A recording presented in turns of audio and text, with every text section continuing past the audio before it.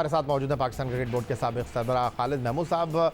आपसे कई बार match fixing के हवाले से बात हुई है, justice retired Abdul Qayyum report के हवाले से बात हुई है, 1999 वर्ल्ड कप फाइनल के हवाले से आपसे बात हुई, लेकिन इमरान खान साहब पाकिस्तान के एक साबिक कप्तान और बड़े क्रिकेटर हैं, इसमें कोई दो राय नहीं है। लोग ये सवाल करते हैं कि एक जगह कि इमरान खान साहब जो हैं करप्शन की बात करते हैं, करप्शन में ज़ीरो टॉलरेंस पॉलिसी की बात करते हैं, सियासत में वो कहते हैं ऐसे लोगों की कोई गुंजाइश नहीं है, लेकिन जब खेल की बात होती है तो खालिद महमूद साहब मैं आपसे ये जानने की कोशिश करूँगा कि वो लोग जो कि जस्टिस अब्दुल कय्यूम रिपोर्ट में नामज़द हुए, जिनको जुर्माने हुए, जिनको सज़ाएँ हुई, वही लोग इमरान खान साहब के इर्द गिर्द दिखाई देते हैं। क्या ये खुला तज़ाद नहीं है? देखिए, उनकी बात में तो खुला तज़ाद है, लेकिन उनकी अमली जो इक़दामात हैं या जो कुछ उन्होंने किया है, ना सियासत में कोई ऐसी मिसाल कायम किया उन्होंने, ना क्रिकेट में कायम किया। सियासत में आप देखें, जिन लोगों को वो बुरा भला कहते थे उन्हीं को कंप्रोमाइज़ करके ना सिर्फ उन्होंने अपना साथ मिलाया, उनको अपनी हुकूमत का हिस्सा बनाया, बल्कि अब तो उन पर और फरेफ्ता होते नज़र आ रहे हैं सियासत में। और यही मामला क्रिकेट में है। किसी वक्त भी वो खिलाड़ी जिनको आप कह सकते हैं मुलव्वस थे या टेंटेड समझे गए, मलिक कय्यूम साहब से बाद में भी मेरी बात हुई थी और मैंने उन्हें कहा था कि आपने इनको कुछ ज़्यादा सख्त सज़ाएँ क्यों नहीं सुनाई, सिर्फ कुछ जुर्माने और ये कहा कि इनको कलीदी असामियों से, अहम मुद्दों से अलहदा रखा जाए। उन्होंने कहा मैं बिल्कुल तैयार था ये करने के लिए, लेकिन बदकिस्मती की बात है कि वो जो लेवल ऑफ एविडेंस है, जो शहादत जो मतलूब होती है, जिसके ज़ोर पे किसी पे सख्त सज़ा सुना सकते हैं, वो शहादत नहीं आई थी।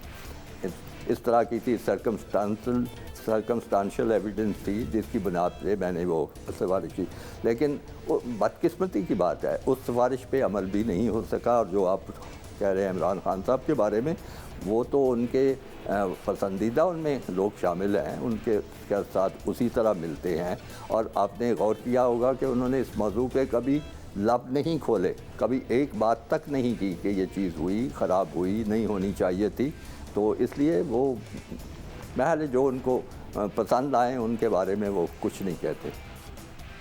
ठीक हो गया खालिद साहब। एक बार फिर मैं मूव करूंगा रमीज़ हसन राजा साहब की तरफ। 13 सितंबर को एहसान मानी की जगह वो पाकिस्तान क्रिकेट बोर्ड के सरबराह बने और इसके बाद मीडिया के सामने आए तो सबसे पहले उन्होंने दावा किया कि वो यहाँ काम करने के लिए आए हैं, गालियाँ खाने के लिए नहीं आए हैं।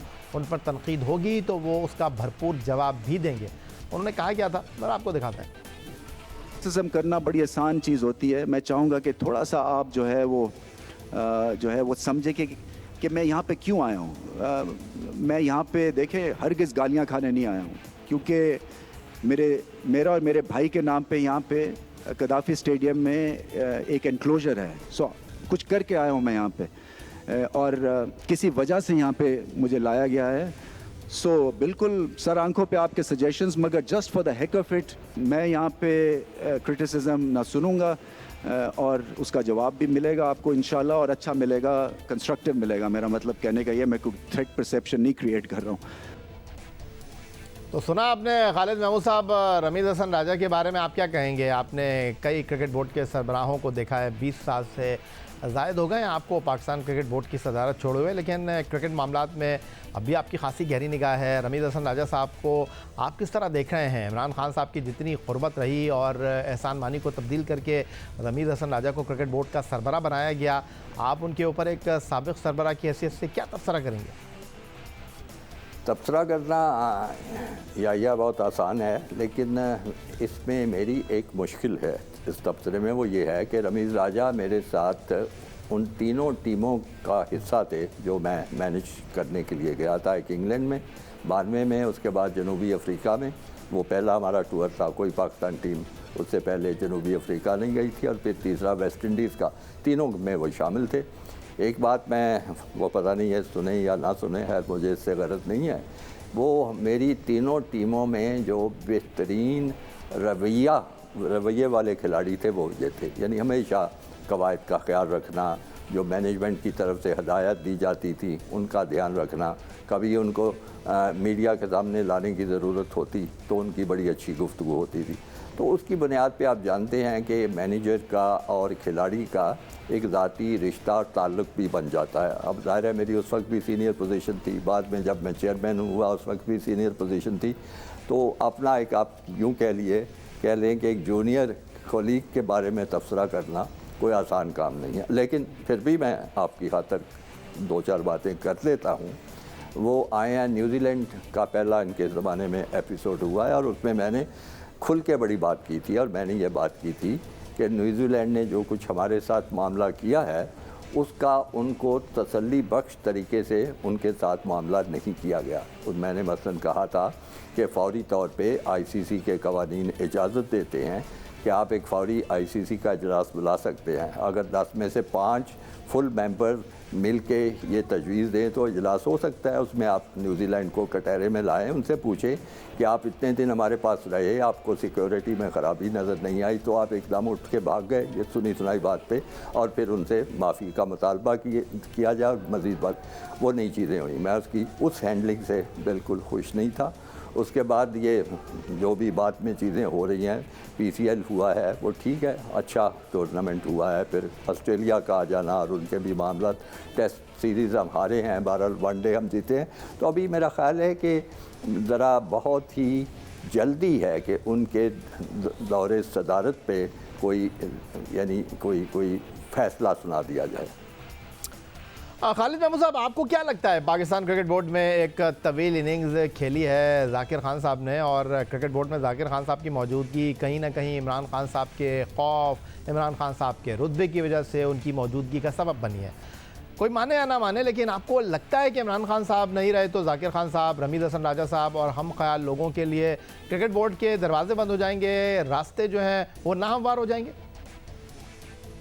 जाकिर खान के बारे में आपका जो शक है, मेरा ख्याल है वो बिल्कुल दुरुस्त बात है, क्योंकि वो क्रिकेट बोर्ड में जब आए थे मुझे याद पड़ता है उसमें भी उनकी हमायत का कुछ ना कुछ असर था। फिर जिस अंदाज में वो क्रिकेट बोर्ड में ठहरे रहे, रुके रहे, उसमें भी यकीनन उनके पुश्त पनाही शामिल थी।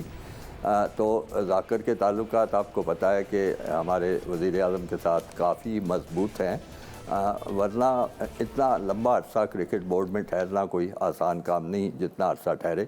उनकी कारकर्दगी क्या है, सच्ची बात पूछें तो मैं ज़ाती तौर पे कभी जानने की कोशिश नहीं की, लेकिन ये मैं आपको बता सकता हूँ कि 1-2 हमारे जो साबका चेयरमैन थे वो इसके बारे में कुछ ज़्यादा मुतमईन नहीं थे, और मैंने यही उनसे कहा था कि अगर ऐसी बात है तो आप उनका मुतबादल तलाश कर लें।